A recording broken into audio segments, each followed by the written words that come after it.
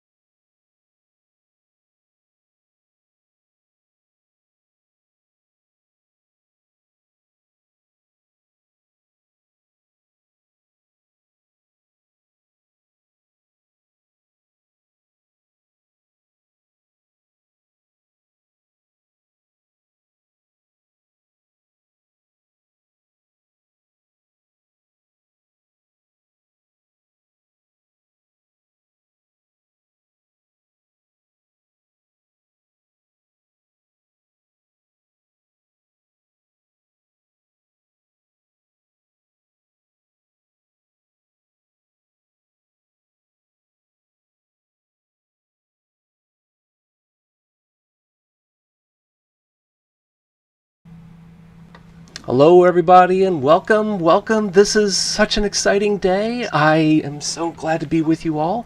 I hope everybody can hear me okay, and I'm not coming in too loud. I'm also getting a lot of feedback in my own ear, and I don't know why. So you'll pardon me as I just adjust my own. Yeah, I just had my own stream up on another browser tab, and I had to get the echo out of my ears because I keep hearing voices, and it's rare that the voices that I hear in my head are actually my own. So it's just great to be with you all. Hi, everybody. What a day. What a day. And hello, everyone. Thank you so much for coming in. Let's see. We got Pathmatic Jan on here. We've got hello, Nicholas. Good to see you.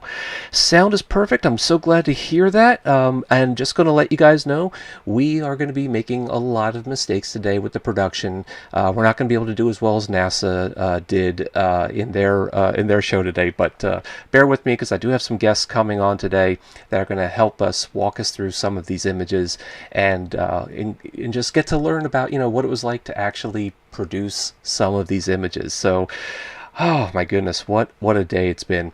So I'm just going to go ahead and jump right into it. I'm going to introduce, let me just double check here. There's a little bit of background noise, but the rest of the sound is good. Okay, all right. So if you're catching background noise from me, I will do my best to see what I can do to fix that. So there's going to be just a little bit of working behind the scenes here. And actually, when I say behind the scenes, it'll be me on camera going, oh my God, what the hell's going on? Anyway, what a day. Let's jump right into it. First of all, I would love to welcome my first guest. She has actually been on our show before. Her name is, well, that's actually not the name. Never mind. Go over to here. It's Dr. Macarena Garcia Marin. Hi, Maca. How are you? Hi, great. I'm good. Thank you. Yeah. Okay. So, I'm already owing a million. Hey, thank you so much for coming back on, Maca. Folks, Absolutely. Dr. Garcia Marin was on with us way back at the beginning when we were just anticipating the launch of Webb. And now here it is. Well, I mean, obviously it's been up there for some time, but it's finally here. We're seeing these beautiful images, and you actually got to work on processing these images. Is that right, Maca? Can you tell us a little bit about that? Well, not processing them. I definitely can tell you about that. So it's been quite a ride since launch up until now, because, the first months were all the deployments and getting ready and making sure the instruments were fine and all that. And then we got to some weeks ago, like the point where these images were actually, the data was taking. And then there was a team. I was not actively working on the images, but there was a production team for the EROs who they really worked tirelessly. Because, when you get data from the telescope, you have to correct certain electronic effects and really clean it and make it usable, not only for science, but also for visualization purposes. So they did an amazing work with that. And here we are. I think the images are stunning. And I think it's such a good day today. To say it was a lot of work is truly an understatement. Hello, Raj. Good to see you, my friend. But to say that it was a lot of work, like I said, it's truly an understatement. You really had, because you had to get everything. You had to unfold the telescope. You had to make sure that was working. You had to get the mirrors aligned. You had to get the instruments calibrated and get those commissioned. Just a tremendous amount of work going on behind the scenes that I try to talk a little bit about in this channel, but it's even then I know I could only just maybe scratch the surface. What's the mood been like? I mean, we're hearing some background noises from you because people are outside celebrating. Just First of all, tell us where you're checking in from and just what's going on there today. I am checking in from the Space Telescope at Science Institute. This is my office actually, and today it's a party. Like now that the event is over and the EROs are, I'm looking outside from my window. So the event is over, EROs are public, and everybody's celebrating. And actually, Senator Mikulski is also here, who has been a great supporter of both Hubble and Webb. She came and gave a speech. Yeah. So the mood is very happy and joyous one. We're really enjoying today. So we already had a question here that I think we'll go ahead and kind of jump in, but Nicholas is asking, what's your favorite new thing in the new images? So Maca, do you have a favorite? And if you do, I'm going to go ahead and try to bring that up. I do. You do have a favorite? Okay, so what is it? Everything infrared, but for me, the Stephan Quintet, the MIRI only image, it's really stunning because it's, yeah. I mean, you can bring any of them. I think all of them have, but the Stephan Quintet only MIRI has, it's just the focus on what you see are dust and stars, and you don't have as much fluffy structure. I'm actually calling it up right now. Right, I'm actually calling that up right now. So, if you'll go ahead, you can continue to describe it while I make my poor attempt at bringing it up. Actually, I think I'm going to show not first the MIRI image. I think I'm going to show the other image. So let me. Yeah, I'll show whatever I can. We'll bring that up. Let's see. Go over to here. bring that up. So that's not Oh it. yeah, that's a beautiful Right, one. that's that beautiful image of SMACS 0723. But now we have this stunning image of Stephan's Quintet. I mean, Stephan's Quintet. Yeah, this is something. So wow. I'm sure the viewers, everybody knows. So this is a very famous galaxy group, and actually the galaxy to the left doesn't really belong to the group. It's a little bit closer to us, but this is a combination of both Right. So NIRCam and this MIRI one images. right here, this is the foreground, right? I understand this is about seven Yeah, this times is a four. closer. But look Yes, at that. We it can is. see It is individual actually not part stars. of the interacting group. Yeah, but I But mean, look, I mean, look at the structure there, and all yeah. the stars and the clusters and the dust. It's astonishing.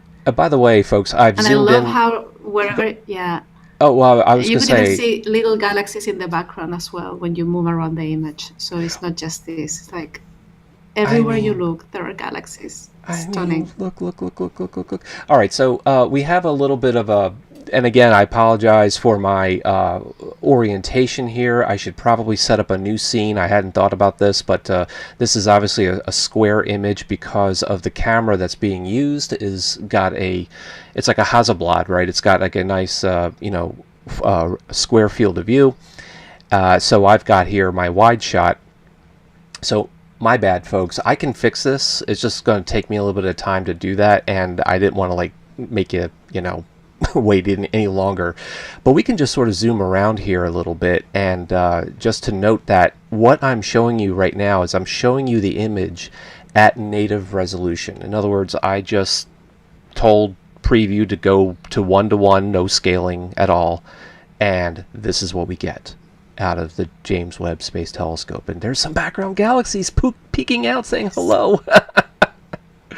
Well, anyway, but that's just these are the foreground galaxies. Sorry, these are the background galaxies. This is the foreground galaxy. I'm going to just zoom out just a little bit here, just so we can see this a little bit better. I feel like Bob Ross all of a sudden. We're just going to zoom out and just see these happy little galaxies, these happy galaxies. Just, and maybe this galaxy over here. Oh, look, this galaxy has a friend. Now we come over here and we find there's a pair of galaxies that are interacting. They're clearly undergoing some kind of merger in real time, right? Can you explain a little bit about that? Yeah. So galaxies, they evolve through millions of years, and it's very typical that as part of the evolution process they sort of collide with each other and merge, and the merging is both a very slow and a very violent process. And in the merging, it's really typical that clouds of gas and dust get compressed, and in that sort of process you create new stars and you create new materials, and this is what we can see actually in the top red part, because You these mean, two are also interacting with the galaxy above. I So don't know if all you the, can see yeah, my mouse. there. Yeah, I'm kind of gesturing up here wildly to see if it shows up on the stream there. Yeah, I can see it small, but But you're talking about up in and here? so right, exactly. So up in there you have young stars information. It's a very dusty region, as you Hmm. need to actually create the stars, because you do need the materials. So Right. it's a really prime example of galaxy life and evolution. This is a stage that most galaxies will undergo at some point or other. Just pardon me, Maka, why you talk a little bit. I'm going to try to help Michelle Thaller, see if we can get her on. Yes, of course. Let's see. Um,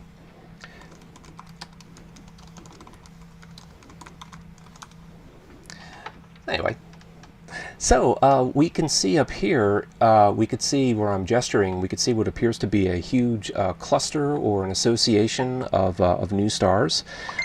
These must be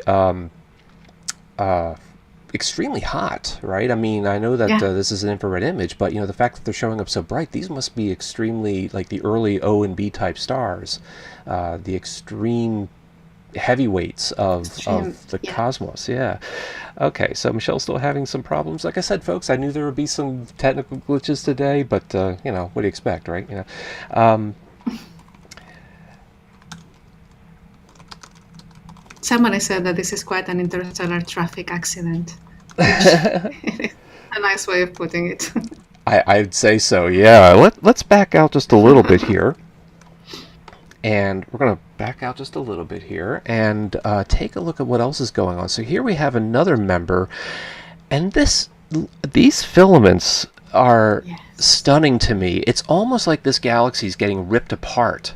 Like it seems like there's been like shreds of it just being ripped out. Like you've got that long central horizontal axis, that basically that bar-like structure, but then you've got those streamers out there. And have there been any conversations at the Institute as to the nature of those streamers? I think it's all a consequence of the merging process they're undergoing. So if you imagine two galaxies sort of colliding into each other, the material, in this case, the very dusty regions, may get stripped around. And in that stripping process, again, this is forming more galaxies. Now, if you see the sort of white nebulosity around, it looks like part of the material still wants to keep the shape of the original galaxy, but it's being stripped by this very powerful process. Right. So you've got these lighter colored what seem to be like almost like pseudo spiral arms. Like it's still trying to be a spiral, right? These whiter parts on the up above and below, and then you've got that horizontal region of those high velocity stars, those stars on those highly elliptical orbits. But then they just got all this like mess going on here, right? I mean, it's just incredible. So Ollie's asking, will these galaxies? Let's see. Well, I had it just a moment ago. Yeah. Ollie writes asking, will these galaxies fully merge at some point? It depends. It depends on the conditions of... I mean, the two in the bottom, they look as if they could merge. But it really depends on the mass of the galaxies and the distance at which they started interacting. So I think these two ones, they have a high likelihood of merging, in whatever million years from now. These two for sure, right. At the center of each of... Right. I'm sorry. And the center of each of these, there is a supermassive black hole, and that will be also part of the merging process. The one on top, we will never know. Time will tell, for sure. Time will tell, right? And then how about this fellow down here? You can see this already looks like some sort of elliptical galaxy, right? First of all, one thing that strikes me is that we have a foreground star right next to it, so it's got those characteristic 8 diffraction spikes. But as I'm looking at this galaxy right now, this galaxy is so bright, I'm just starting to see hints of those diffraction spikes coming out of the galaxy. Yes, holy moly! Yes. Oh my gosh! Yeah. So we've got.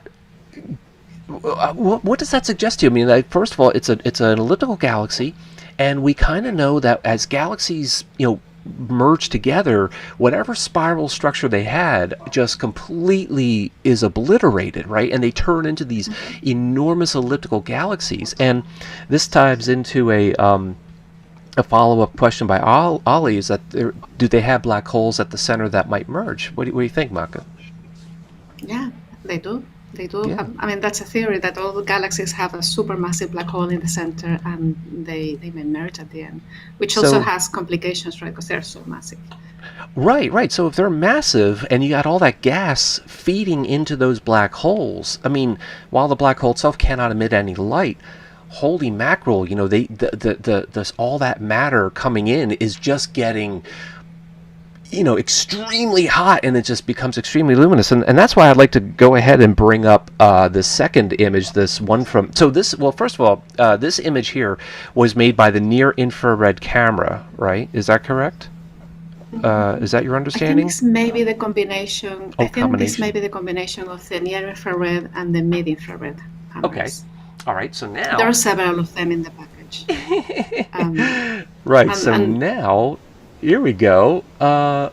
This is the beautiful MIRI image. So I'm trying to kind of maybe bring them a little bit side by side. It's a bit of a mashup here on my screen, but look at that MIRI image right next to it. So let me minimize this combination image, and now we can just sort of enjoy this MIRI image. And oh my good! So first of all, I noticed one thing. This appears to be like a mosaic. Is that right? We have several galaxies put together. Okay, great. And first of all, thank you, Jan, for the super chat. Really appreciate it.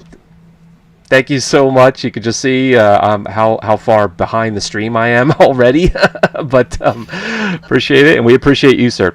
But anyway, I noticed we are looking at a mosaic of MIRI images. First of all, the MIRI instruments, that is your specialty, and I'd like you just to tell us about MIRI and what Yeah. it can do.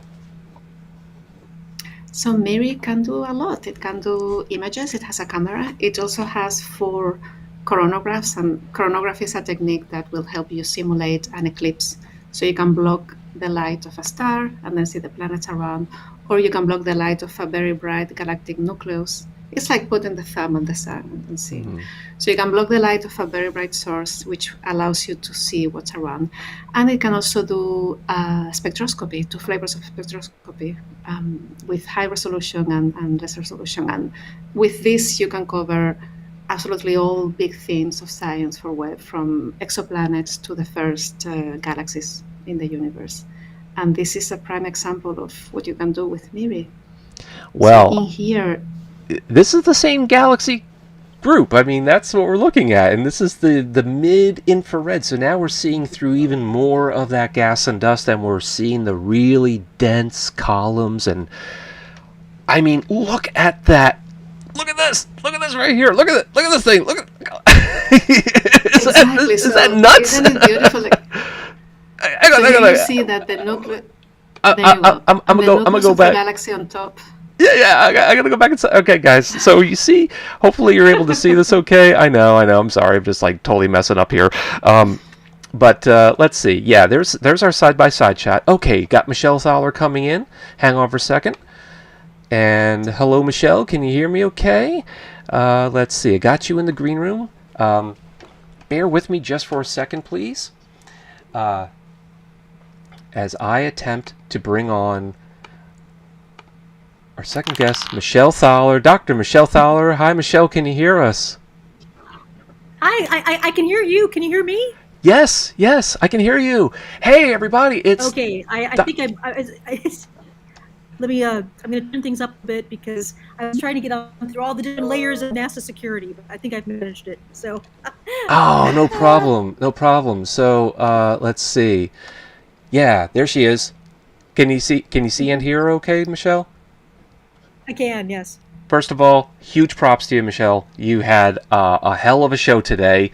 All right, a Yes, tiny well, glitch here and there. I don't think anybody noticed. Don't worry about it. No, nobody noticed. And it certainly wasn't your fault, Michelle. You still there, Michelle? Michelle, you there? Okay, good. Yeah. No, I really, you had to be a trained professional to notice some of the tiny little glitches. You would. No one saw. Oh, Anyway. I mean, we did the best we could. I mean, we had some of the camera feeds that didn't come through, and Hey. going to all over the world trying to include people. No, I mean, it could have been a lot worse, but that was not easy. No, it was not. That's over. No, it was not easy. And you know what? You just handled it as your usual professional self. And seriously, I watch you and I'm taking notes. How do I do this? How do I do that? And I'm still screwing it up. So, I mean, Okay, you are proof it's that, all about the web images. yeah, but you know what? You are proof that it literally does happen to the very best of us. So, well done, Michelle. And you've been hosting all of these NASA events, and it's just been a joy to watch. And I've been dying to, have a chat with you. And I like to introduce you to Maca Garcia Marin. We know each other. Okay, then you guys know each other, and we'll go get a beer after this. But anyway, so Michelle, how are you feeling today? Just quick vibe here. How you doing? Oh, I'm doing absolutely fine. I'm so happy that these images are out. They are absolutely beautiful. This has been such a long, personal journey for me. I've had Webb sort of as a member of the family for at least the last 15 years or so. And so, it is astounding what the telescope has done in such a short time. I Yeah, think that, one of the things that people don't really get right away on the broadcast is that these were not particularly long exposures. Things like we have yeah. the spectrum, the farthest galaxy we have a spectrum for. That was done in approximately 6 hours, as Hmm. opposed to weeks that were spent on a Hubble Deep Field. The performance of this telescope is mind blowing. So, Michelle, I'm being told that your audio is coming in a little bit low. Unfortunately, I Okay. can only adjust audio for both you and Maka. So, if you're able to speak up at all or do anything to increase the audio on your end, great. If not, we'll just hey, you know what? It's what it is. You know. Yeah. Sure. But thank you. That's a really good insight because yeah, we are talking about relatively short exposures, and I think Jane Rigby said it so well this morning when she was introducing this incredible cluster of galaxies. Well, the gravitational lens, where she mentioned what we did this before breakfast. I mean, Yeah. let me bring that up really quick here. And let's see here once I can.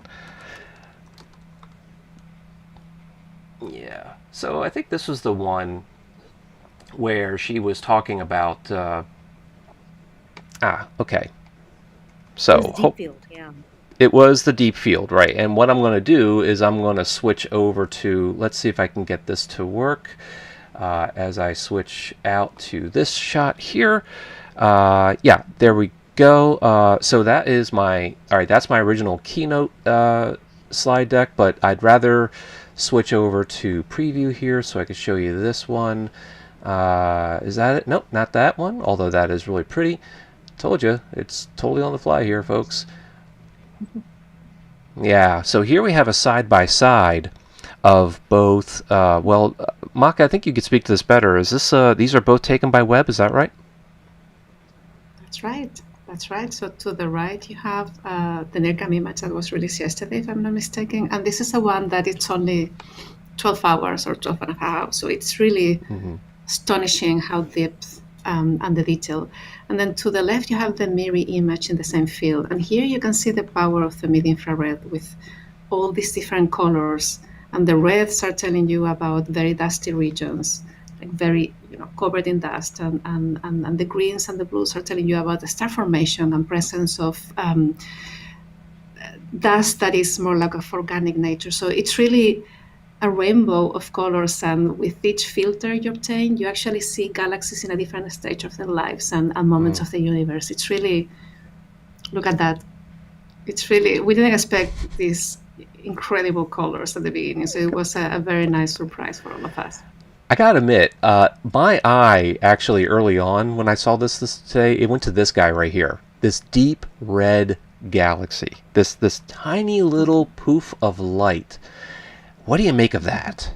I mean, you see that? That to me is I what really gets me say, excited. It's pretty, but it's like what that represents. I mean, I know we don't have spectra on all of these targets, but this must be something that is it really, really far? Does it just happen, or is it kind of close-ish, but happens to be filled with a lot of unusually red stars? What's a I way would of say interpreting this is this? a far, Hmm? I would say this is a faraway galaxy with a Yeah. lot of dust and all the stars. But the real answer would be to make a more in-depth color study, and by colors I mean with perhaps more filters to be able to see the transitions, and certainly take a spectra and see what's in there. That's a final arbiter.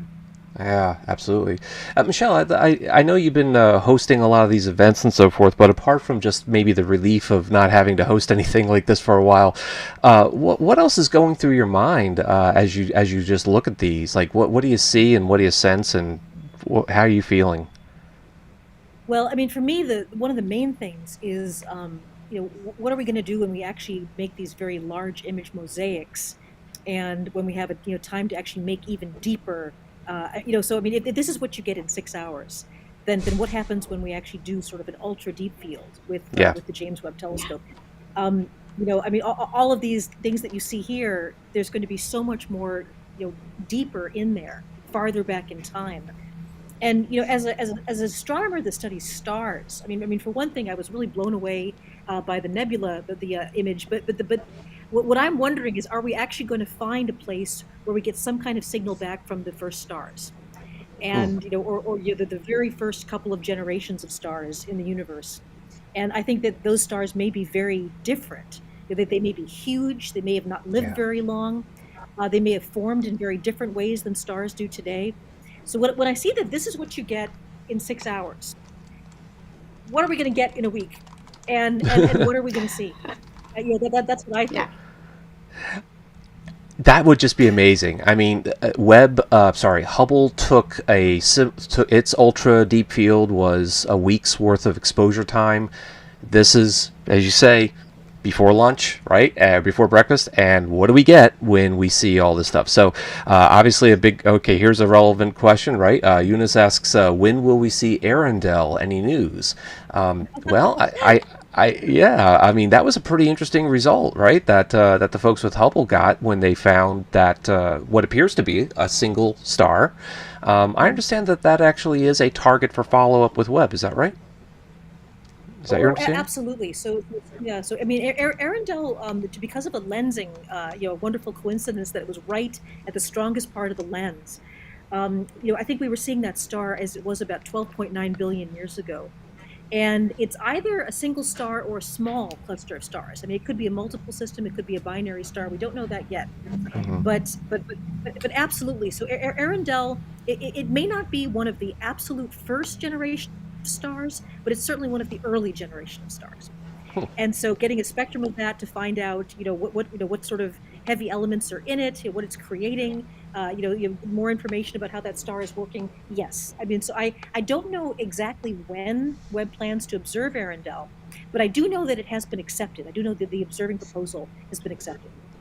Okay, great. And yes, friends, I'm doing live production changes right here on the fly. Like I said, but yes, Arendel's up. Actually, let me go ahead and bring up, because there was another question relevant to this that I'd like to address. First of all, one thing that really got me excited today, and I'm sure as as astronomers, you too, right? But it was just seeing the spectrum released.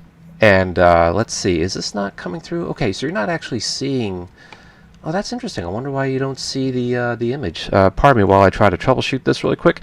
But I noticed though that. All right, yeah, I gotta come over here, and yep, going to be doing some more unprofessional scene changes right before our eyes, because that's how we roll here at Launchpad Astronomy.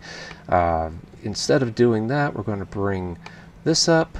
Nope, not that. We're going to bring up this one. Yay! This is what really got me so excited this morning to see this, to see actual spectra. I'm showing you this so that we all kind of have some context as to what we're talking about here. As someone said, this is the final arbiter, right?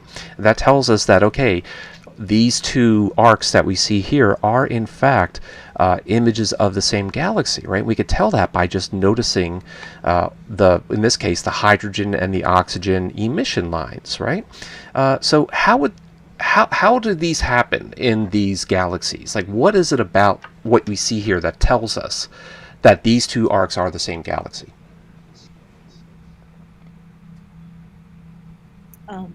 Michelle, do you want to go for it? Go ahead. Yeah. I'm happy either way. Yeah. So this is something.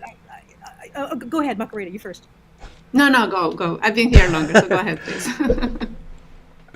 Go ahead, Michelle. I had a similar question, and I haven't had a chance to talk to the scientists yet as to how they can guarantee. I mean, obviously you can see that there's sort of the same kind of proportion of the oxygen line and the hydrogen line. And I know that there are people, there are astronomers that have made what they call a caustic model, which is a model of where the strongest part of this gravitational lens is. And so, I think that this sort of follows that model as well. But yeah, I mean, again, like I said, this is the thing that really gets you, is that not only do you have these beautiful images, but it's producing the spectra at the same time. And they are the most sensitive spectra we've ever had for these objects. Mm-hmm. So I mean, it's just it's mind blowing. You get this data so quickly. But also, I mean, if you see the spectra, like the top and the bottom, they are perfectly aligned. Yeah. The emission lines. So those spectral lines, and they are coming from a galaxy that is behind the cluster, and then the light is being distorted and creates these sort of mirror images. And so the fact that they are literally spot on wavelength wise, it's a very good indication that yes, it is the same galaxy, because it's, I mean, you're not going to have, you have only that galaxy in that exact position doing the exact same thing. And so the ratios and the locations are really excellent indications that yes, it is And you the mentioned the same. ratios. Yeah, I noticed that. Like this oxygen line is much brighter, right? And that's really what this is. This is brightness versus wavelength, right? So that oxygen emission is the same relative brightness to the hydrogen. So that wouldn't necessarily be the same if they were two different galaxies. Is it possible that one galaxy would have like less oxygen and another galaxy could have more hydrogen? Yeah, Really? Okay. galaxies are different. I mean, they, you know, galaxies you can, I mean, there is a lot in astronomy about the statistics and big numbers. So galaxies, you can group them in families, but then within each family and within each type, each galaxy is its own little world, literally. So they have little differences. Wow. But I think that the best indication is just like wavelength-wise, they are spot on. There's another. It's Yeah, so really, Go ahead. let me elaborate Go ahead, that. Michelle. I was just going to say, so when we're looking at galaxies, of course, these galaxies are red shifted. You know, the spectrum is shifted towards the red because they're moving away from us in the expansion of the universe. And so the thing that Macarena and I were sort of saying, and I should just take a little more time to explain this, because you get that peak of the hydrogen and the oxygen in exactly the same energy of both of these galaxies, that means they're red shifted the exact same amount. Okay, that means that as the universe expands, these galaxies are in basically the exact same location. They're the same galaxy. They're being redshifted the same amount. So that's, I mean, Really that's good the point. strongest evidence by far, more so than the ratios. I mean, there Wow. certainly could be Yes. galaxies that have a similar ratio of hydrogen to oxygen. There are ones that will have a different ratio. But the thing is, if you look where the peak is, it's at exactly the same part of the spectrum, which means they're redshifted by the universe the same amount. They are the same galaxy. Fascinating. And actually, Camilla had a good question here. Is this image also taken with NearCam? I'm reading this here. I noticed that at the top it says Nearest. So can anyone it is explain what the nearest, Nearest is? Yeah. So what is the Nearest and So what's going on here? NIRIS is a Canadian instrument that is on board, and it has a camera very similar to the NIRCam ones with very similar filters, and as you can see, it gives amazing performance. But it also has spectroscopic capabilities, and it is what we call sleeveless spectroscopy. So essentially, you get this field of many targets, and you do a spectra of all of them at the same time, and that's why you get your rainbow or the composition of the light for all these individual objects. And that's why you have in the image like all these horizontal lines on top of each other. Each of them is a spectra of one of the objects in the image.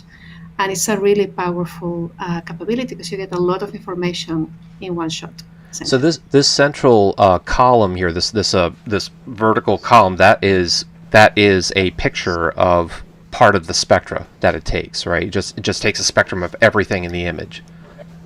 Yeah, and you see in the little box, the two boxes are the spectra of the two arcs in the image that are in boxes as well.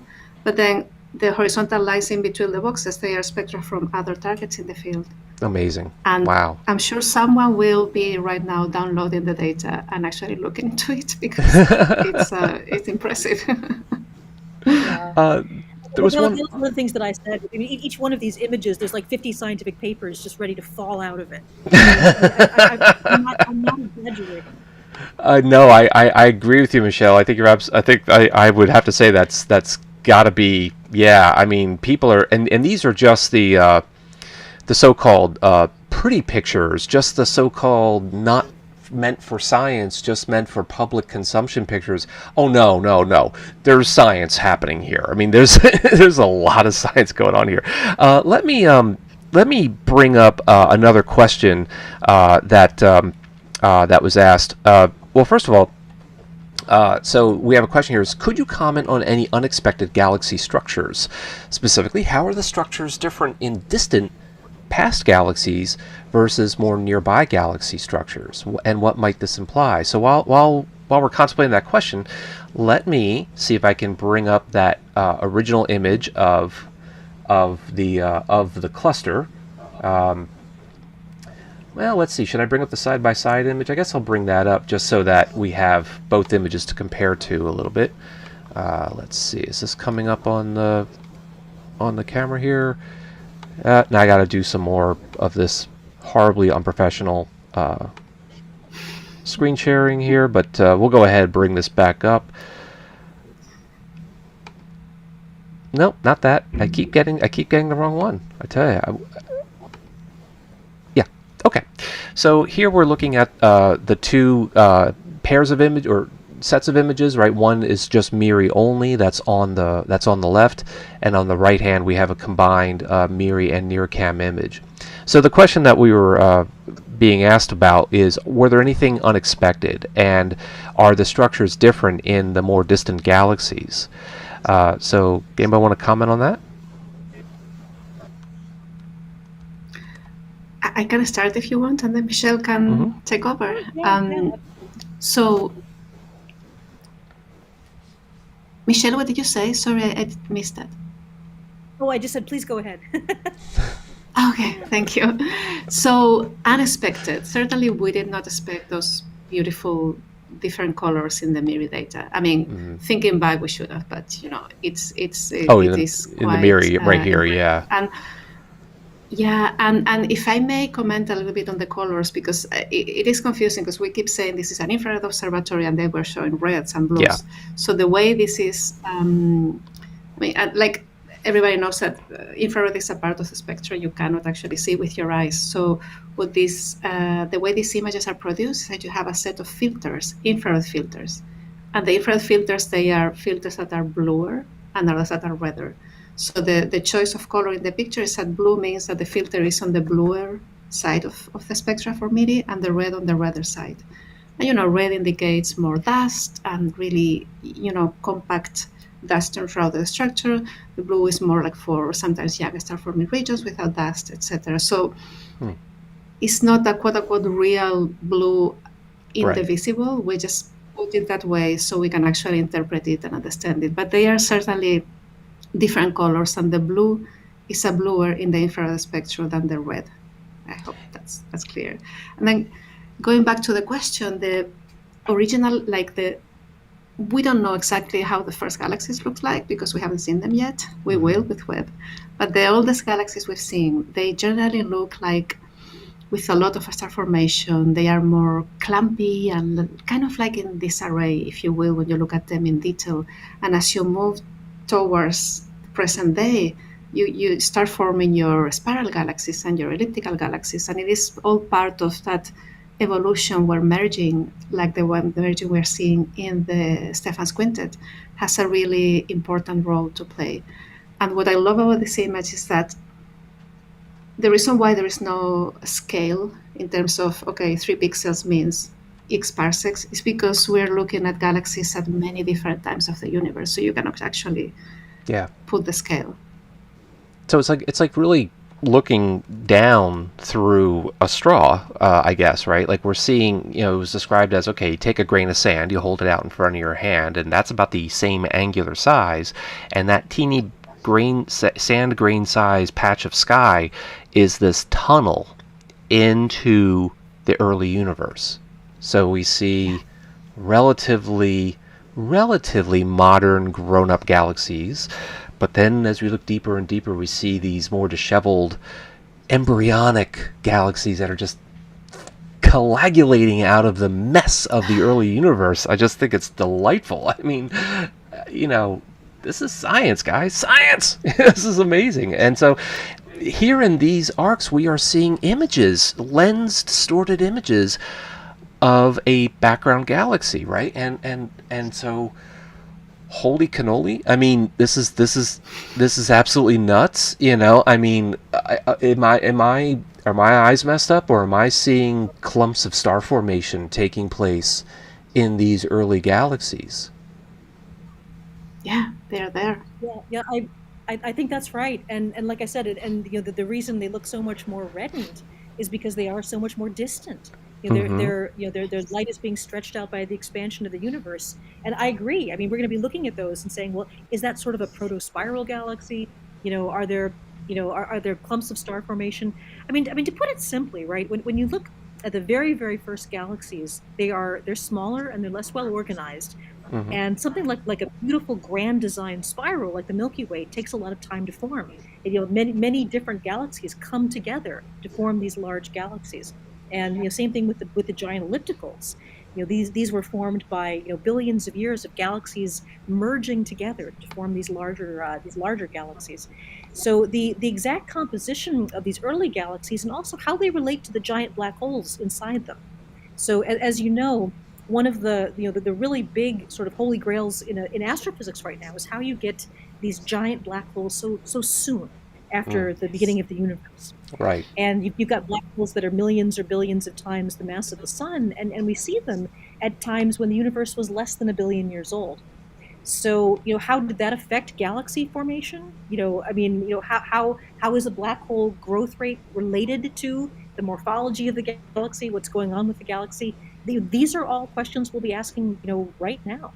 If I may elaborate on that, Michelle, we're looking at these. So here we're seeing these lensed images of a presumably the same background galaxy, but one of the effects of gravitational lensing, and this I'm trying to also address this question here. That one of the effects is that not only does it just distort these galaxies into these arcs, but it also makes them a lot brighter. It just like a normal lens should, right? It makes their light brighter so we can see details in this galaxy. So this galaxy here, just to be completely hand-waving here, this galaxy here might otherwise appear a little bit more similar to one of these larger poofs of light in the background, right? It wouldn't necessarily be all that great. But then, thanks to this lens, we get this beautifully magnified view. And as you're talking about this, Michelle, what I notice is that, okay, I'm seeing a nucleus. And we all know that, at least in our present-day universe, galactic nuclei mean supermassive black holes. So if we're looking at an image of a embryonic or maybe like adolescent galaxy from the early universe, it seems like it could quite possibly already have its supermassive black hole tucked into its nucleus, right? I mean, am I maybe getting this totally wrong, or is that a possible interpretation? Absolutely. No. I mean, just that. I mean, I think that one of the things that's that was so surprising to us in the last decade was that these big black holes get formed very, very soon. Yeah. And so, it's almost sort of like, what came first, the chicken or the egg? Does the galaxy form the big black hole, or does the big black hole form first and form a galaxy around it? And it almost seems like, right now it's kind of the latter. That we first seem to get these supermassive black holes, and so this first stage of galaxy formation, this was one of the major science goals of Webb. So yes, you better believe they'll be going through those images with a fine-tooth comb and looking for evidence of of that hot gas around the black hole, and that's also something that we saw in the release of the Stephan's Quintet image. Was as these galaxies merge together, the black hole inside one of them is getting fed. There's a lot of hot gas, actually getting dumped around this black hole, which becomes very bright. And then I noticed somebody asked a question on the bottom of the screen. So are these gravitational lenses, advantages? And the answer is absolutely yes. They're natural telescopes that we've learned how to take advantage of. So, it blows my mind when I first saw these from the Hubble Space Telescope years ago, that you would actually see all of these arcs, all of these weird distorted images. And that's not something that is computer generated. That's not something that is added to the image. That's really what the sky would look like if you had eyes that were as sensitive as Hubble. And the same thing here with Webb. This is a telescope made of space being bent by gravity. And it is a complete, gift to us, because it is actually becoming a natural telescope, a telescope made of space itself, distorting, but also focusing and brightening the light behind it. And so that's how we find things like Arundel, a single star or small group of stars that is so far away. I mean, these are gifts. This is again, a natural telescope made of space itself. Thank you, Michelle. Beautifully said. And yes, with several cues in front, folks, I'm trying to get to the questions. It's appreciated. This is a wonderful problem to have. One of the universe is expanding like a balloon, and redshifted galaxies are also expanding, but they are slower. Whoops! Why did it disappear on me like that? Sorry, guys. something expansion. Where is my doggone window here? Here we are. Okay, so there's the question, right? And the redshifted galaxies are also expanding, but they are slower than the ones further away than the balloon. Oh, I see. So if the universe was expanding slower in the past, but now it's expanding faster today, is that perhaps what we're asking? I hope I'm understanding your question correctly. Anybody want to comment on that? I think he's asking about acceleration of I think expansion, so. maybe. Yeah. I mean, the redshifted galaxies are also expanding. Oh. The redshifted galaxies are also expanding. Oh, okay. So it probably is, while it certainly seems to be true that space itself is expanding, it seems that galaxies themselves do not physically expand, correct? Oh, this. I see the question. Okay. I think that's what we're asking. So just to kind of recap, so the when you look at galaxies in this image, as Macarena said, they're at many different distances from us, and that means they're expanding away from us at different rates, and that's part of the color difference that you see, that the galaxies that are closer to us, the light isn't being drawn out as much by the expansion of space because it hasn't gone through as much space as the more distant galaxies. So the more distant galaxies, the more reddened the image, and we can tell that from the spectral lines, the more shifted towards the red. Now, galaxies themselves, of course, do not expand, nor do solar systems, because the force of gravity that keeps things together is stronger than the expansion of space.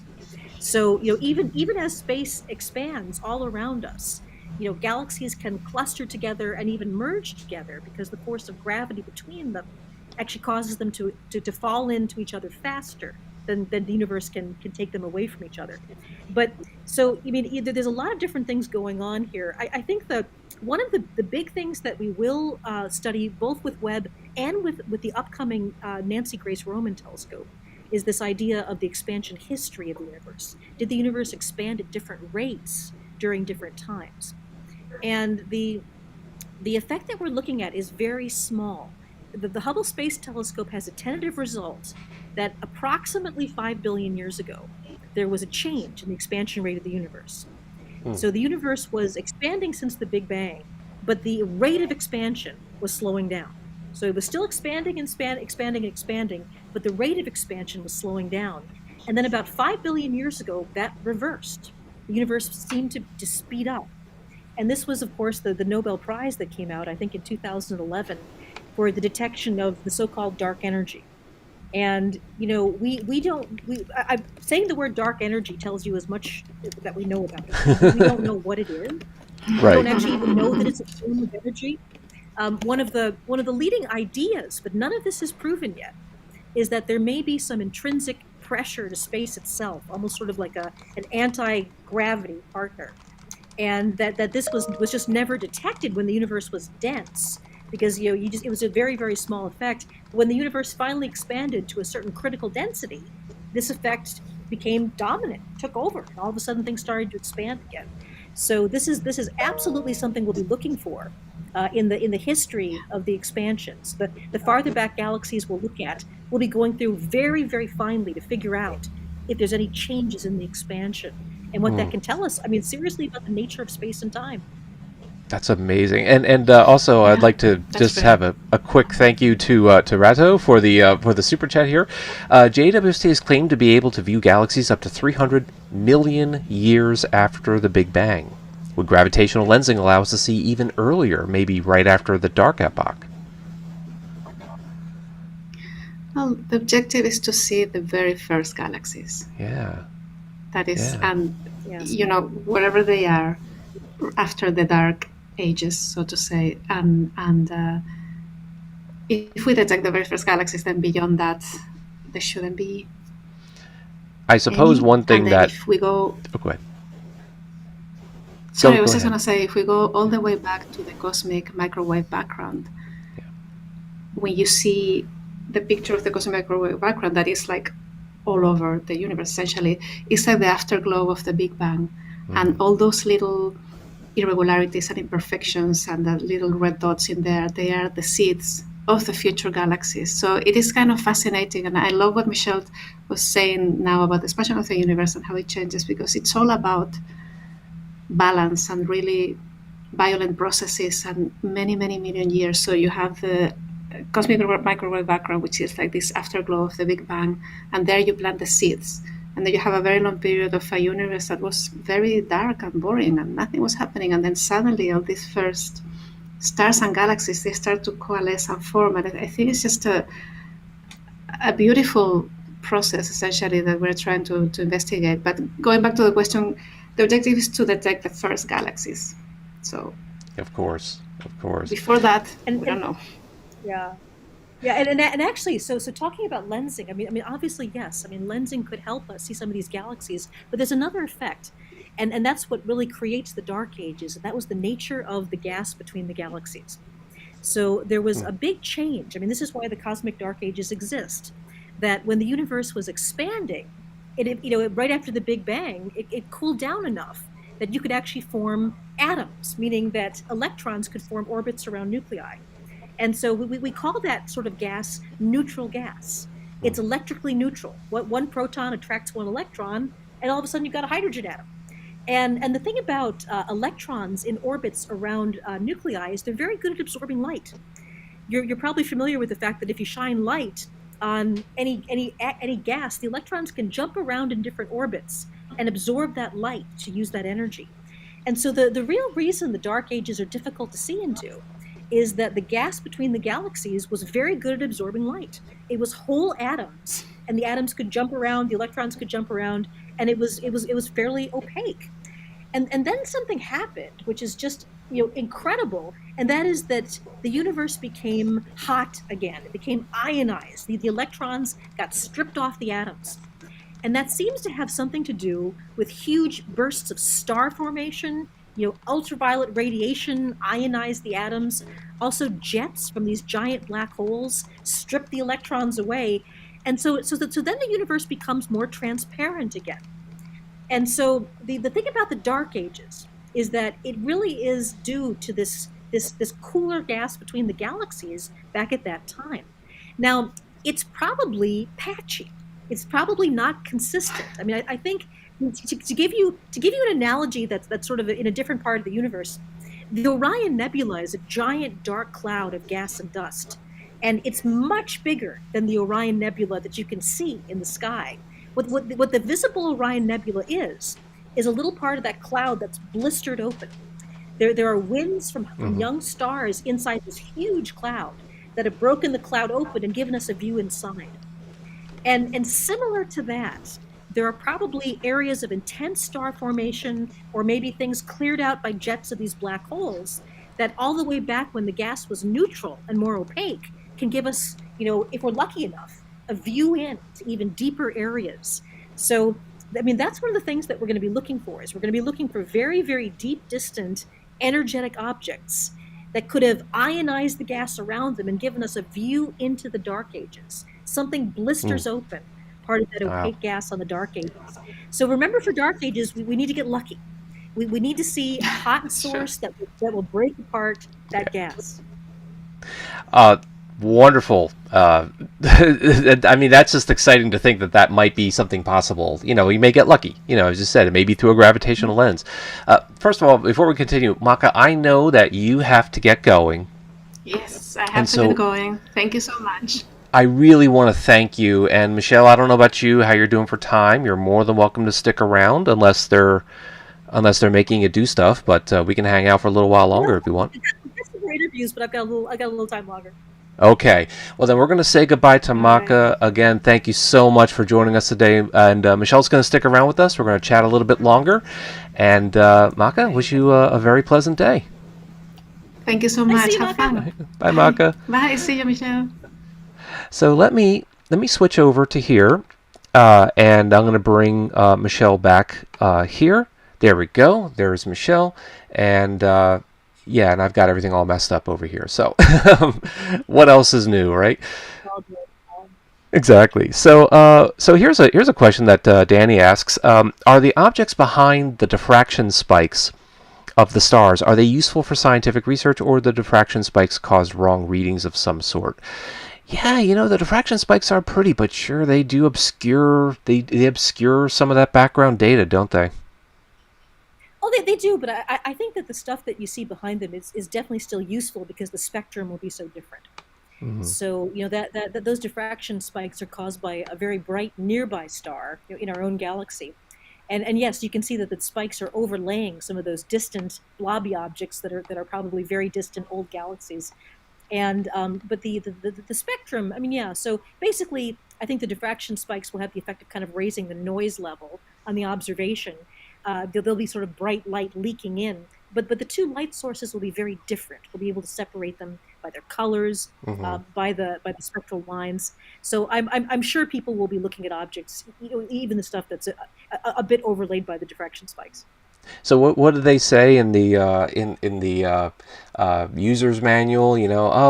Just ignore the diffraction spikes or try to avoid bright targets. And yet, I just don't Yeah. think astronomers are going to be able to resist that. I mean, like here, this star that we're looking at right here. I mean, this is something like the magnitude of the star is, well, it's probably like about 1,000 times fainter than the faintest star that we can see with our unaided eye. So bright target faint stuff becomes bright, and I bet that there's somebody who's gonna be like, you know what, I gotta know what's happening right here. And they're gonna find a way to isolate that light and try to get around those diffraction spikes as best as they possibly can. uh, There's also one of my favorite sayings in astronomy is that everybody's data is somebody else's noise, and vice yes. versa. So, Mm-hmm. to give you an example, I'm a a person that studies like star formation, and I'll say, oh my God, all this galactic dust is in the way of my observation. I wish the galactic dust would go away. I can see its effect on the spectrum of the star. But then there's another person that says, hey, I want to study the galactic dust. All that stuff that you're going to cancel out, I would like to learn about. So, I think that every little bit of data, there's probably something about that star, that's kind of Yeah. messing things up with the diffraction spikes. Somebody else wants to know about that star. So every little bit will be used by somebody. Oh, well said, well said. And actually, seeing as you've got a thing for the star forming regions, you must have been mildly stoked about the images that were released today. As soon as I could find it here, Well, of actually, my favorite one is I mean, that's gorgeous. That's the Carina Nebula. My uh personal huh. favorite, as far as what I used to do research on, was the Southern Ring. Oh, That's okay. that's the kind of stuff that I did when I was doing active astronomical research.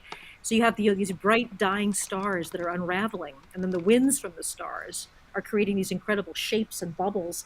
And actually, my dissertation was on shockwave production in the winds between these interacting binaries. So, but I Wow. mean, I also love Carita. I mean, Carita is also uh, there's yeah, well, Well, that's one okay. of the higher Sorry. ones.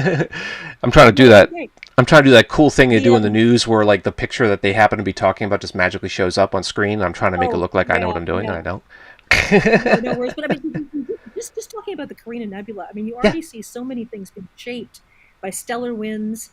I mean, this is probably an example of what they call triggered star formation, Mm-hmm. where up to the top of the image off the screen, kind of where you see some diffraction spikes coming down, there are some very hot young stars. And both the radiation and the particle winds, it's sort of the equivalent of our solar winds, coming off these stars. For Yeah. these young stars, those winds are much, much stronger, and they are Mm. they're blowing away the cloud. But as they do so, they're compressing the cloud. They're forming a bubble, and that's what we're looking at. We're sort of looking at the edge of that compression zone. And what do you do when you compress an interstellar dust cloud? Is you produce more stars. Yeah. All that turbulence in the compression of the cloud sets off a whole generation of stars forming along that front. And so we're looking at a region where some new stars are both blowing away their cloud, but as they compress the cloud and blow this bubble, they're setting off a chain reaction of more star formation.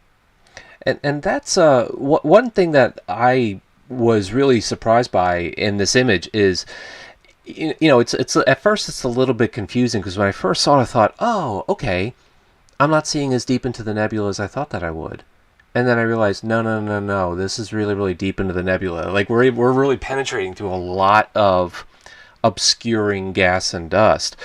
So I think that one way to kind of visualize just what this means is as we're looking through. Let me see if I can find that image that they, yeah, here we go. So to kind of put that into perspective, right, and let me see how well this is showing up here. Goodness, that's huge, right? So I gotta shrink it down. No, I'm sorry, I'm shrinking down the wrong thing. I gotta shrink this down. There we go, to get that to fit. Right, so here's just here's that same region. Okay, and now we flip it over to this, right? And I realize this is not a perfect alignment here. I'm not getting my special effects just right, but you see this little nub right here. Okay, this guy right over here, and then you flip back. There he is, right there. And it's like, oh, Yeah. look. So, okay, look along the blue region, folks. Look along this blue part here. You got stars. They look nice, right? No, sorry, no, there's stars. Okay, like that's the difference.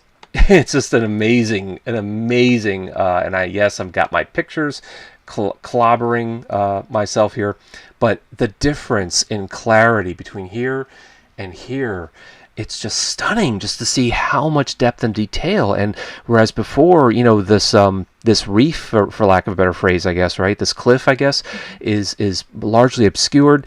Boom! Now we're seeing through all of that Inside. dust. It just Yeah. really, I mean, you're seeing the shape of the dust inside, yeah. and a lot of the stars that you mentioned that you're seeing in the blue region, those are background stars. They're not even associated Mm-hmm. with the nebula. Right. That's just light coming through because now we can see through the dust. And again, one of the astounding things about Webb is that we also see these very distant galaxies photobombing this image. Looking all the way kind of through the Carina Nebula, there are these tiny little galaxies going, "Hey, look at me, look at me," and they're everywhere. I mean, it's almost like every image is the equivalent of a Hubble Deep Field, and Really so is. yes, Yeah.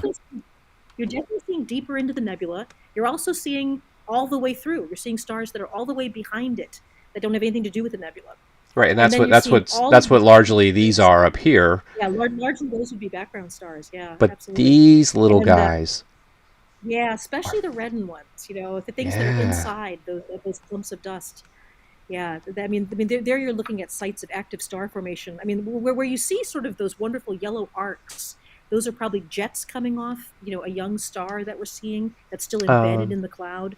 Let me see if I could find So, one of those. Let me see what. Oh, you mean like this?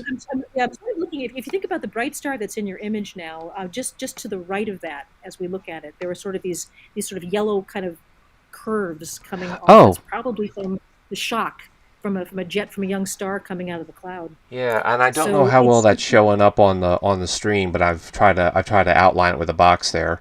I yeah, don't know if you can or see actually, it. I was thinking maybe you and I are reversed. So if you go to the other side of that bright star, Mm-hmm. um, anyway, never mind. I wish I could point, but it's not going to work. I know, I know. I said we'll have you back on, and we'll figure out how to That's do great. this, and We'll then be we'll able to show see it. everybody, and then we'll show everyone. Hey, this is what we're actually talking about. Yeah, a little technical glitch here, Yeah. but yeah. So, but yeah, I mean, you see, like these, like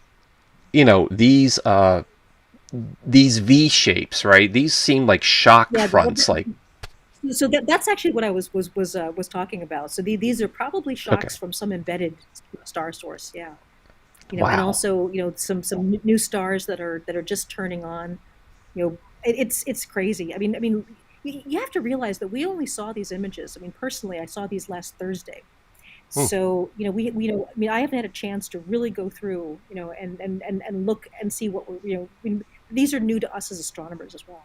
sure, absolutely, yeah. And Arjan asks, will Webb be useful for finding baby exoplanets? Well, I mean, there are undoubtedly planets forming in the same nebula, right? Oh, yeah, yeah, absolutely. So when you talk about baby exoplanets, that could mean a lot of things. So certainly it could mean the disks, Mm-hmm. the disks that planets are forming out of. And in some of the disks that Hubble was able to observe earlier, we can actually see areas in the disks that are sort of swept clean as planets form, and they Yeah. gravitationally gather up material from these disks. We will certainly observe those with Webb.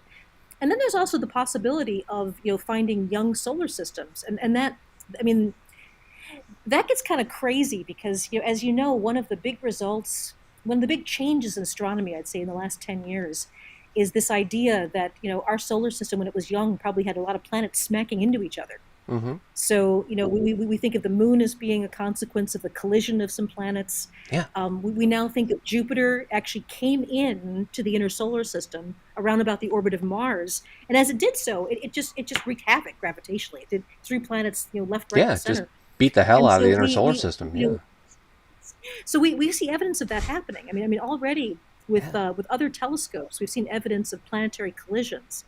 And yes, so Webb will be looking at young solar systems. It'll be looking at the very first parts of planet formation, all the way through. The whole thing about Webb is you've got a ringside seat for the whole process.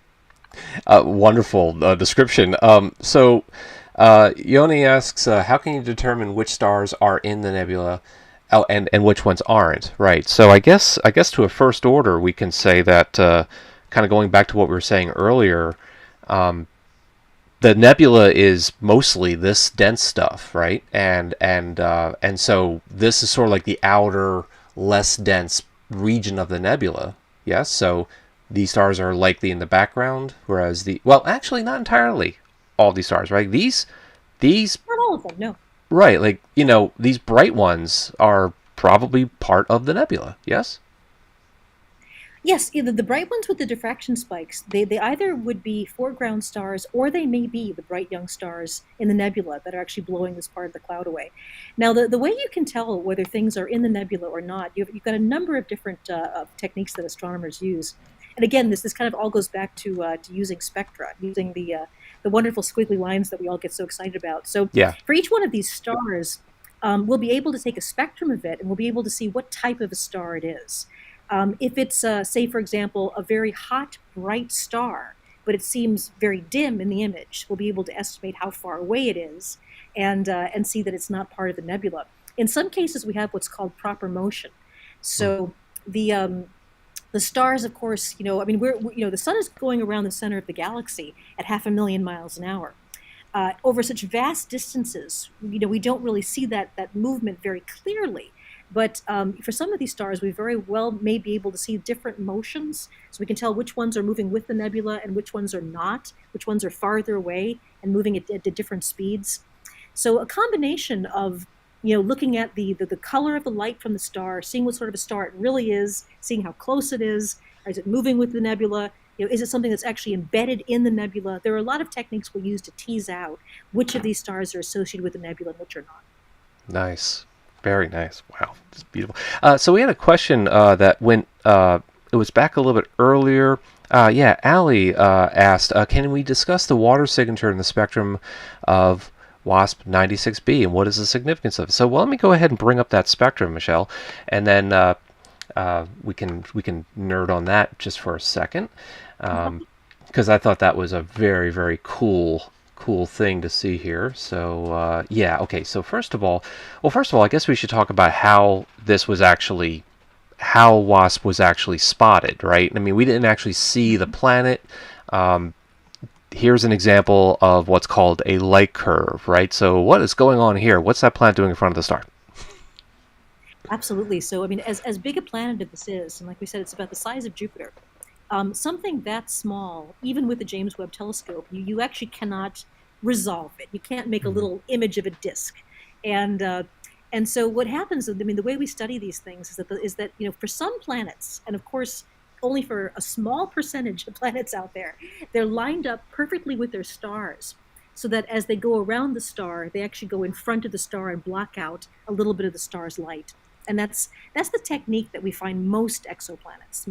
There are some other ways that we find them, but the vast majority of exoplanets we find because they sort of go across and block out a little light of the star.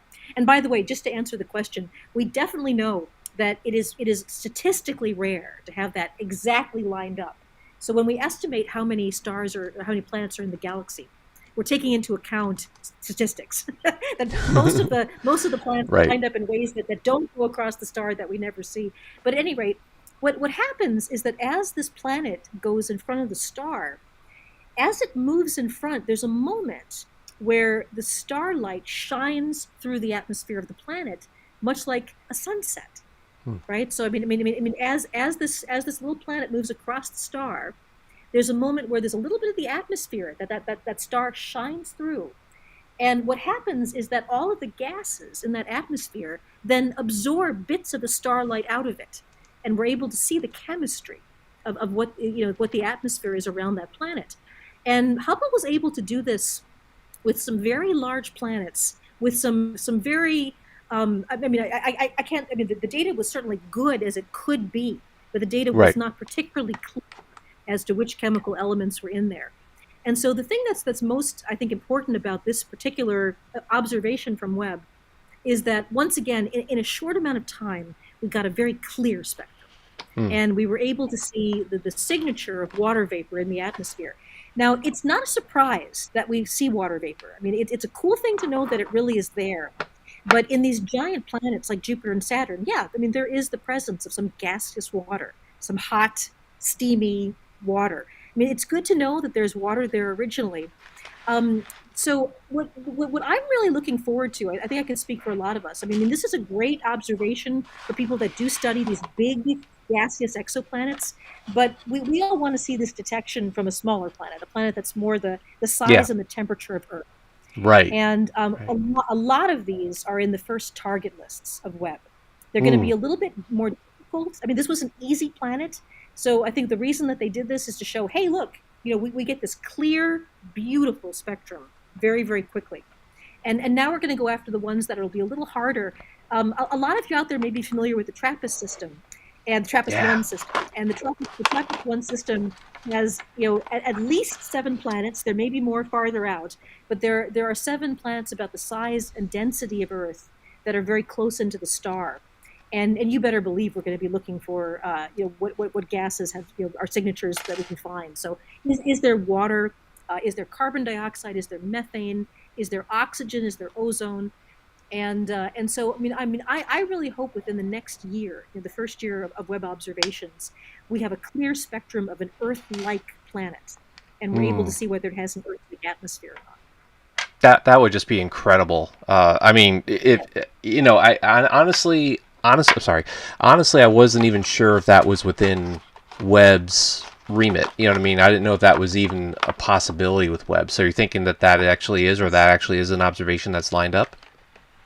Absolutely. Yep. This is gonna be awesome. Now, I think we're going to get it. I mean, obviously you can't guarantee everything. I mean, this data will take longer to get. It will be a little bit harder to tease out. But it is absolutely within Webb's capability to see the spectral signatures of chemistry in a small planet's atmosphere, an Earth-like planet's atmosphere. That is a wonderful surprise. Oh, yeah. I mean, so in the next year, you're going to be able to go outside. I mean, some of these planets some of these stars are not visible to the naked eye, but I'm hoping you'll be able to point to one of the nearby stars that has planets, and of course there are many, and say there's an Earth-like planet around that star that has an atmosphere very, very much like the Earth's. So while it has an environment like the Earth's. So to know that actually is a thing, and by the way, if I sound like I'm a little bit distracted and Stu not, it's because I'm trying to change the battery in my trackpad because I've lost the ability here to actually control my computer. So I'm just going to have to drop all pretense of seeming like I know what I'm doing as I change the batteries out again. Those batteries aren't working. I'm going to go get some fresh ones here. So, if my live streaming coach were here right now, I know that she'd be so mad at me. So, Loria, if you're watching from your hospital bed, I love you, and I apologize, and shame on me, I know. Anyway, so we did have a question, though, is that, this actually dives into a question that was being asked, and that is, does the planet have to have a thick atmosphere to get a signature? And the answer is no, not necessarily, right? I mean, if you get enough light and you can get a high, what's called signal to noise, ratio, which is not easy to do when you're dealing with a very noisy environment, such as a transmission spectrum of an Earth-like planet. Here we go. I think I've just about got I've got my mouse back. Hooray. I can see that. Look at that, everybody. I changed the batteries of my mouse and you didn't even notice. Anyway, but anyway, let's bring up the actual spectrum now that we're chatting here, now that I've regained control of my computer, because that's actually what Ali's original question was all about. And now that I can control my computer here, I'm going to go back and find Ali's question and just talk a little bit about, can we discuss the water signature, right, in the spectrum? So we're seeing quite a bit of water there. It seems like, what is it you're understanding? It almost looks to me like we're seeing like water emission as opposed to water absorption. Am I interpreting this graph correctly? I'm I'm pretty sure we're seeing water absorption, because That's what that's really sort of, yeah, yeah. but it's sort of But like, I mean, yeah. So I'm afraid I can't really yeah. answer that. But yeah, like I said, Oh, it's not so surprising to see water vapor in this yeah, atmosphere.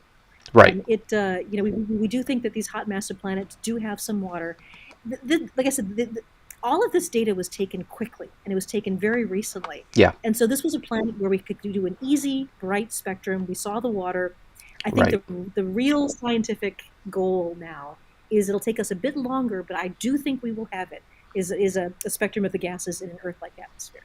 Yeah. Yeah. And as you were talking about that, Michelle, I'm purely speculating. Maybe it's trying to bookend the water absorption. I don't know how the labels how the label placement was chosen, but it's entirely possible. But yeah, that's just exciting. Let me see if we can get to a couple other questions here. So when it can be possible to look at Jupiter by Webb? Yeah, well, I know that the solar system planets are on Webb's target list, right? I'm pretty sure we already have. Yeah, okay. You heard it here. And by the way, I understand. So this is you're going to see more and more images and more discoveries coming out. This is just for today. We selected 5. We Yeah. had a choice of more than 5 images to release, Mm-hmm. and they didn't want this to turn into a 3-hour broadcast, so Right. they chose 5 images. There are more already. Well, Tom And yes, Zuberkin already. Yeah, I would say Tom Zuberkin already tweeted that they're going to be releasing some more images on Thursday. yeah, it'll come soon, I think. Let's see. So Roman, I personally don't know what parameters does the model that was fit here have. Again, this, I think, as you just said, Michelle, this was just meant to be a very quick and dirty. Here's a demonstration of how we can examine planetary atmospheres. I'm sure there's a lot more chemical absorption in the spectrum than what's being labeled. I'm sure there's carbon dioxide and things like that. So obviously they're going to be looking at things like the width of those spectral lines to give them the Exactly. temperature estimates of the atmosphere. So I don't mean to disparage this wonderful planet. No. There are people that specialize in these hot Jupiters that are very close to their stars, and this particular one is very fluffed up. It has a very extended atmosphere, Right. and so there's going to be people trying to figure out what the what the temperature of the atmosphere is using this. They're going to be looking at, there might be something that indicates some of the wind speeds that are in the atmosphere. So you see, yes, certainly people are going to be looking for wonderful observations in this. So they'll be fitting parameters like that to the model, things like temperature, density, wind speed, etc. A couple other another relevant question here, and that is, would it be possible to take a direct image of an Earth-like exoplanet with Webb? I guess the answer to that question would be, well, if you're talking about, are you talking about an Earth-like planet on an Earth-like orbit around a Sun-like star? If you're talking about that, I would think the answer is probably unlikely no, because I know the Webb has the ability to do what's called coronography. Man, I can't get that word out. Coronography, where you block out the star and you take a picture of the planet next to it, but that's only going to get you so close to the star. And if it's an Earth-like planet, picture's fading here. If it's an Earth-like planet at an Earth-like distance from a star, that might be beyond Webb's capability. I don't know. What do you think, Michelle? Is that possible? Yeah. No, even a telescope this big doesn't have the ability to actually physically resolve to see a little disk, even a couple pixels across. So it's very possible that using the chronograph, as you said, they'll block out the light from a star, and you might even see a little bright pixelated area where they're detecting light from the planet, but that will not be resolved. Right. That'll basically be the blurred out light coming from that planet. So it's the largest telescopes in the world, I mean, the ones that are coming online here on the ground, which are on the order of 100 feet across, that's still not enough to actually Right. resolve the tiny little disk of a planet. So no, Right. we're not going to be able to see a resolved, even like, it really is 3 pixels wide. That's not within the capability. But we probably will be able to say, that is light coming from this planet, and we can analyze it, and we can see the temperature, the atmosphere, the chemistry, all of that. So, I think you will see images where the coronagraph blocks out the star, and you'll see a bright area, sort of a blurred out image where the planet is. But that will not be resolved. That'll be like when you look at images of stars, in the galaxy, you're not looking physically. The dots are not physically as big as what the stars are. You're looking at the image of the detector that got burned out, that got exposed. So for the most part, even stars, well, I should say, even stars are not resolved by the Webb telescope.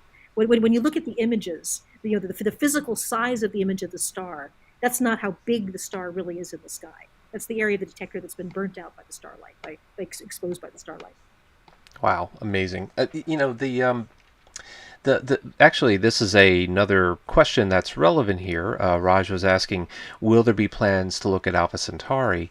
And I do know that Proxima Centauri, particularly its planetary system, is on the Cycle 1 target list for Webb. Is that right? Or is that your understanding? Yep. Okay, cool. I don't know for sure, but I haven't seen the entire list of Cycle 1, but yes, I mean that's Yeah. going to be one of the targets. And I know. as that viewer probably knows, Proxima Centauri has an Earth-sized planet, and so that's one of the things we'll be investigating is what could that exoplanet be like. We've been a little bit pessimistic about that planet having much of an atmosphere because Proxima Centauri puts out these super duper solar flares. Right. I mean, many, many times more powerful than the sun. And this little planet is very, very close into that star. So this is one of the questions we're going to ask. Can a Mm-hmm. planet like that keep its atmosphere? I mean, maybe if the planet is young enough, or maybe if the planet happens to have a very strong magnetic field, it can hold on to that atmosphere. But our initial guess is much of the atmosphere would have been blown away by the weather from its star. But yes, I mean, we'll certainly be looking at that. And by the way, I should probably go pretty soon to get ready for my next interview. So I maybe understand. just a quick question. Yeah. Well then, we'll go ahead and close out on this one here. First of all, we've had a question here about will we get a photo of a black hole?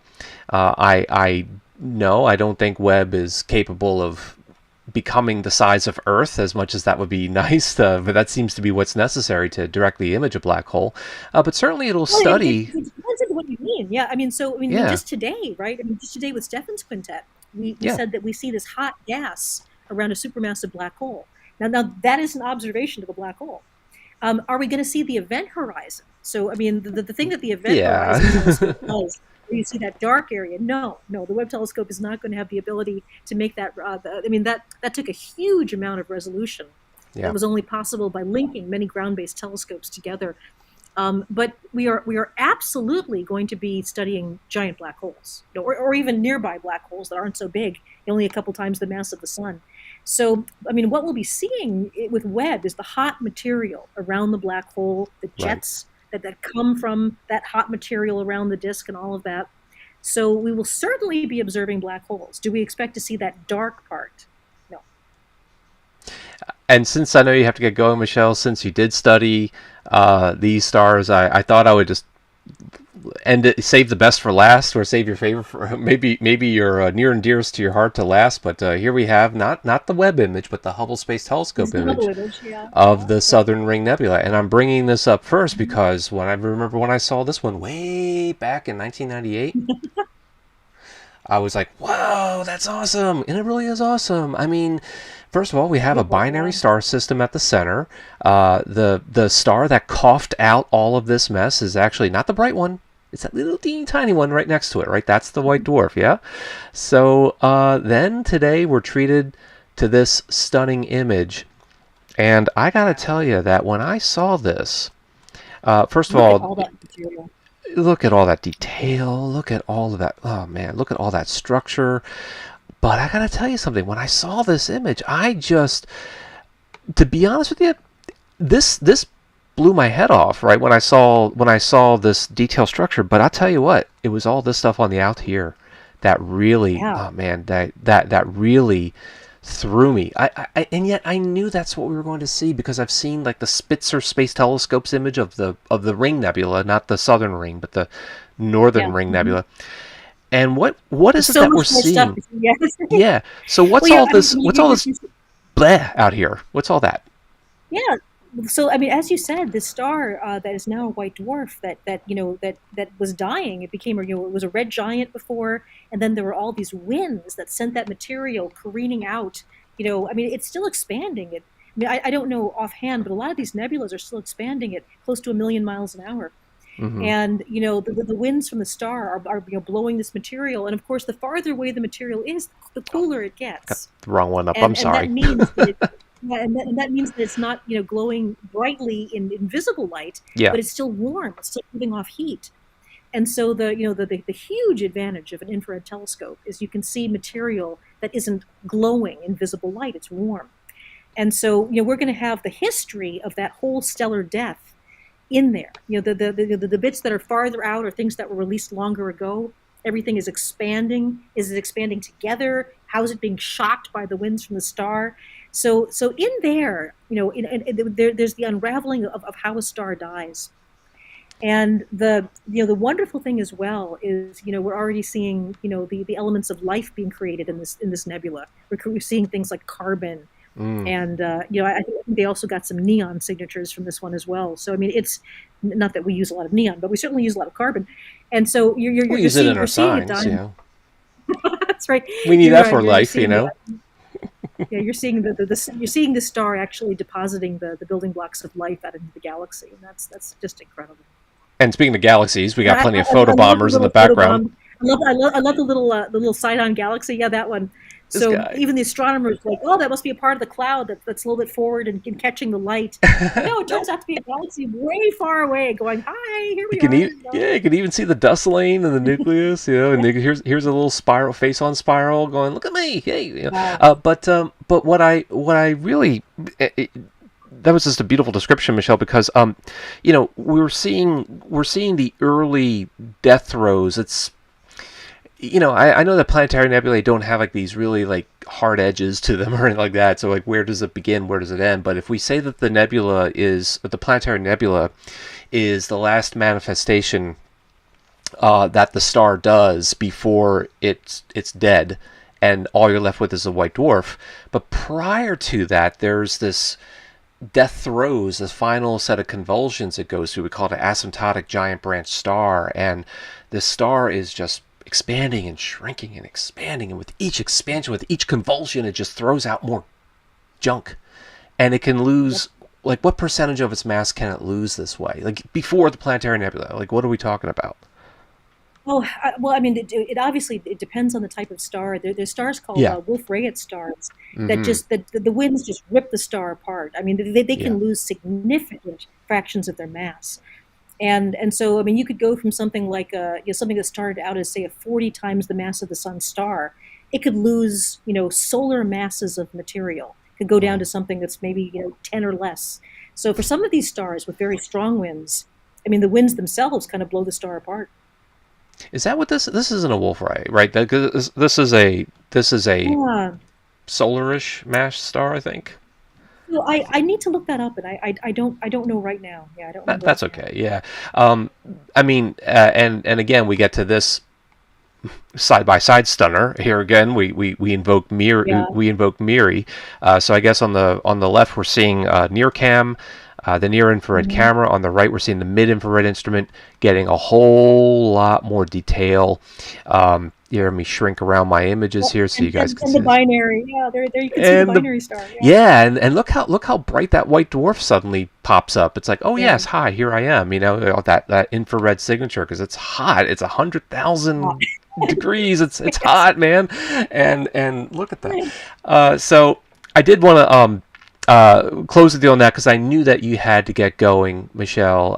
But this has just been a lot of fun, and hopefully you like to consider maybe coming back on. We can we can geek out Oh, some more sure, about this yes. stuff. Yeah. So You know where to find me. I'll have better sound. Like I said, I've just found a conference room here to talk to you. So next time I can get all that done. But hey, it's such an exciting day to see these images. I mean, we've worked so hard for so long. seriously Very. have it's Wow. just oh my goodness. I mean, guys, I don't know what to tell you all, but this is mind blowing. I know I could do like another like 2 or 3 hours just geeking out on this stuff, but I'm not going. I think we all got to go get something to eat and stuff like that.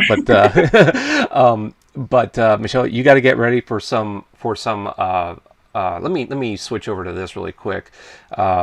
Let me switch over to this shot really quick. And don't worry, Michelle, I'm going to bring you back. So we could all say I'm here. uh, a great thank you to Michelle, Dr. Michelle Thaller. Michelle, thank you so much, my friend. It's a delight to have you on finally. Hey, And thank you for all of us being along with us today. I mean, this is your telescope. This is a public observatory. I mean, astronomers around the world are going to be using it, and I'm so glad you're all here with us today to share it. oh, thank you very much. And yeah, and I haven't been able to keep up with the comments as well as I could, but yeah, well, I love her sheer enthusiasm. What a lovely geek out. Yes, indeed, we absolutely have enjoyed that. So so Sarah, oh, I'm sorry, you just tuned in. Well, don't worry because I'm gonna work up some video. I've got a bunch of videos I have to make. I don't know if I should do a video about all the images or if I should do like one video per image. Good grief, I got to figure this out. There's a whole lot to talk about. But Web is catching the light here. I see that. Yeah. what's that? Oh, your web. My web necklace Oh! Look at that is web focusing the necklace. light. I love it. Well, you know what? Your web necklace is in better shape and better focus than mine is. But thank you, Captain Quinn. We appreciate it. And yes, we got a lot of love here for Dr. Thaller. It's just been a delight to have you on here, and thank you all very much for coming on today. So, my friends, I wish you all the very best. We'll be talking to you again very soon. And as always, stay curious, my friends. Take care, everybody. I'll talk to you soon. Bye.